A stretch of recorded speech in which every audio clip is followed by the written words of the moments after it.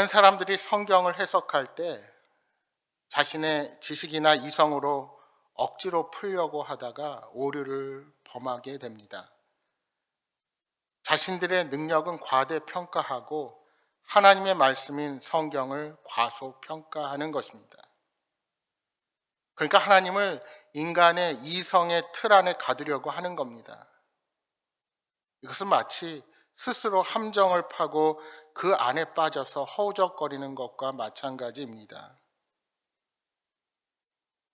본문에 등장하는 사두개인들은 1세기 유대교 내의 중요한 네 분파 중의 하나였습니다. 그들은 예루살렘의 성전 제사와 율법의 권위를 최우선적으로 받아들였던 사람들이었습니다. 그래서 성경도 모세 오경만 받아들였습니다. 그리고 사두개파의 구성원 대부분은 대제사장과 제사장들이었습니다. 그들은 비록 소수였지만 제사장 계급을 독점한 힘 있는 부유한 세력이었습니다. 사두개인들은 부활이 없다는 자신들의 견해에 갇혀 있었습니다. 따라서 죽음 이후의 삶, 즉 내세 또한 믿지 않았습니다.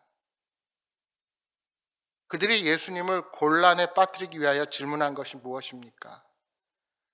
그들은 신명기 25장 5절의 수혼법, 즉 형님이 죽으면 동생이 형수를 취하여 아내로 삼는 모세의 법을 가상의 상황으로 설정합니다. 그리고 이렇게 예수님께 질문합니다. 형제 일곱이 모두 자식이 없어서 차례대로 죽으면 율법에 따라 형수였던 한 아내를 아내로 차례로 취하게 됐을 때 부활이 있다면 부활 때 그 여인은 누구의 아내가 되겠는가 하는 질문입니다. 이 질문은 너무나도 분명한 의도가 있는 질문이었습니다. 사두개인들은 이 여인이 7형제 모두의 아내가 되어야 한다고 대답할 것을 유도합니다. 그러면 유래를 찾아볼 수 없는 하나님의 창조 원리와도 위배되는 일처다부라는 상황이 발생하게 됩니다.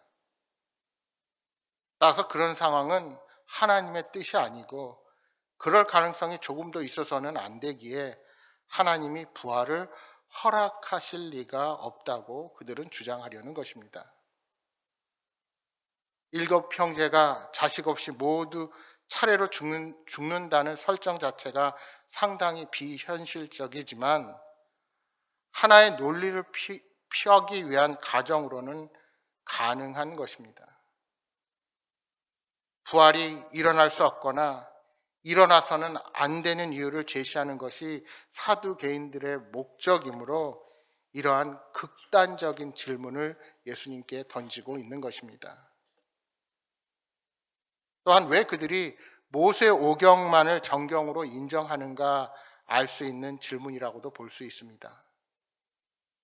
그들은 모세 오경에 부활을 약속하는 말씀이 없기에 부활이 없다는 결론을 가진 채로 예수님의 가르침을 반박하려 한 것입니다.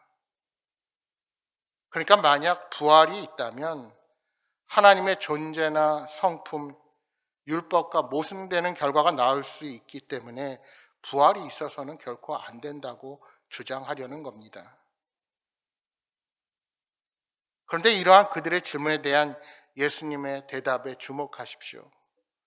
34절 이하 36절을 다시 보십시오. 예수께서 이르시되 이 세상의 자녀들은 장가도 가고 시집도 가되 저 세상과 및 죽은 자 가운데서 부활함을 얻기에 합당히 여김을 받은 자들은 장가가고 시집가는 일이 없으며 그들은 다시 죽을 수도 없나니 이는 천사와 동등이요 부활의 자녀로서 하나님의 자녀임이라. 부활의 자녀로서 하나님의 자녀임이라. 예수님께서 이러한 사두개인들의 질문의 전제들을 반박하시면서 그들이 이제껏 생각하지 못했던 부활 이후 인간 존재에 대한 가르침을 주십니다. 그 가르침을 4가지 정도로 나누어서 생각해 볼 수 있습니다.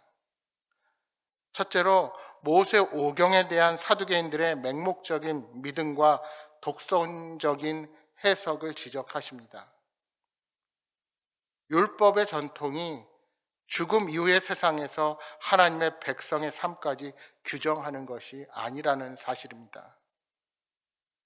사실 하나님께서 신명기 25장 5절에 법을 주셨을 때는 일처다부의 전통을 세우려고 나온 법이 결코 아닙니다. 경제적 상황에서 사회적 약자를 보호하려는 마음에서 나오게 된, 말하자면 문화적 전통에서 유지된 특수한 법이라 할 수 있습니다.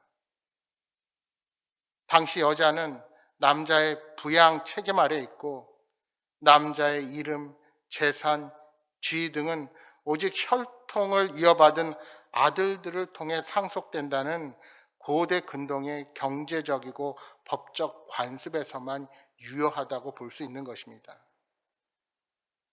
따라서 이 율법과 관습은 영원한 것이 아닙니다.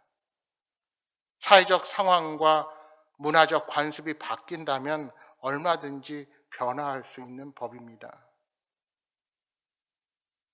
둘째로 예수님은 부활 이후의 인간 존재에 대해서 가르치고 계십니다. 35절의 말씀처럼 부활한 인간은 결혼하지 않는다는 것입니다. 그들은 다시 죽지 않기 때문에 결혼해서 아들을 낳아 이름과 재산을 물려줄 필요가 없습니다. 그래서 본문에 이는 천사와 동등이요 부활의 자녀로서 하나님의 자녀임이라 하고 말씀하는 것입니다. 세 번째로 예수님은 35절처럼 저 세상과 및 죽은 자 가운데서 부활함을 얻기에 합당히 여김받은 자들이라는 표현을 사용하십니다. 따라서 영생의 부활이 모든 사람에게 주어지지 않을 것임을 암시하고 있습니다. 여러분, 다니엘서 12장 2절에 이런 말씀이 있습니다. 땅의 티끌 가운데에서 자는 자 중에서 많은 사람이 깨어나 영생을 받은 자도 있겠고 수치를 당하여 영원히 부끄러움을 당할 자도 있을 것이며, 그러니까 모든 인간이 부활 후의 상태가 똑같지 않다는 것입니다. 마지막으로 예수님은 사두개인들이 오로지 성경으로 여기는 모세 오경에도 부활의 증거가 있다는 사실을 보여주십니다. 출애굽기에 모세가 불타는 떨기나무 앞에서 하나님의 음성을 들었을 때 하나님은 스스로를 아브라함, 이삭, 야곱의 하나님이라고 칭하셨습니다. 만약 그 조상들이 죽은 상태라면 하나님께서 그들에게 하셨던 약속이 효력을 상실했을 것입니다. 그리고 하나님이 그 약속의 근거에서 모세에게 백성을 인도해 나라고 말씀하실 필요도 없었을 것입니다. 이처럼 하나님의 변하지 않는 말씀이 부활을 증언하는 것입니다. 38절에 예수님은 선포하십니다. 하나님은 죽은 자의 하나님이 아니요 살아있는 자의 하나님이시라. 하나님에게는 모든 사람이 살았느니라. 그렇습니다. 하나님 안에 있는 자들은 하나님 안에서 다시 살아날 존재입니다. 예수님께서 부활의 첫 열매가 되셔서 이를 우리에게 확증해 주셨습니다. 이제 사두개인들은 감히 더 물을 수가 없었습니다. 여러분, 예수님의 지혜와 권위에 도전할 수 있는 자는 없습니다. 부활은 확실한 약속입니다. 그 누구도 감히 책잡을 수 없는 예수님이 우리의 구주가 되시고 우리에게 부활을 주실 뿐만이 아니라 영원한 생명을 주실 것입니다. 예수님의 죽음과 부활, 그것은 성경의 약속이요 주님께서 다시 오시는 그날 모든 믿는 자에게도 부활은 현실이 되는 날이 될 것입니다. 사랑하는 여러분, 늘 깨어 있어서 믿음을 지키고 그 주님의 다시 오심을 맞이하는 복된 백성으로 살아가시기를 주님의 이름으로 축복합니다.